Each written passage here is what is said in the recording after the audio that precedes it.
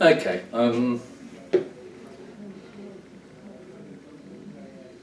I was asked to read this poem, and I thought, I'm not going to read that poem, but I'm going to read that poem. Because contrariness is a valuable item. What's the poem called, Dave? Because I can't remember. Oh, yes. Here we go, yes. This is called The Next Time You Write a List poem, and it's in 2 parts.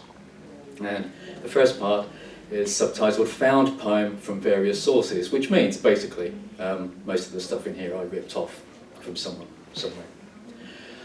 I've forgotten how to play the violin, how to scrape and abrade, and how from that scraping and abrading draw moments of beauty and delight, or sadness and longing, or the sound of a cat in its death throes.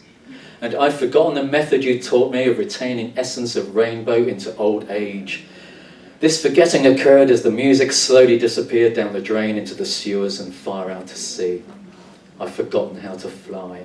My wings are turned to stone. I've forgotten what to do with all these mirrors. I've forgotten that dragons are the new unicorns and serpents are as trustworthy as most men.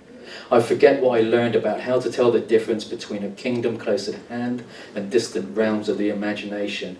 I've forgotten all about etiquette and decorum and who to love and who to stay away from. I've forgotten so much, even how to say what one so desperately wants to say, even what one wants to say.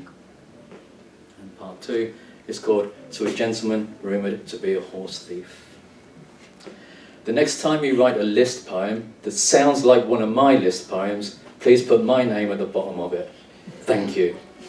I think all sources should be acknowledged, like when a river begins to flow and it can't be stopped, like a mouth that can't be closed, or an avalanche that can't be outrun. I know those are bad whatchamacalls, but I'm trying to be original.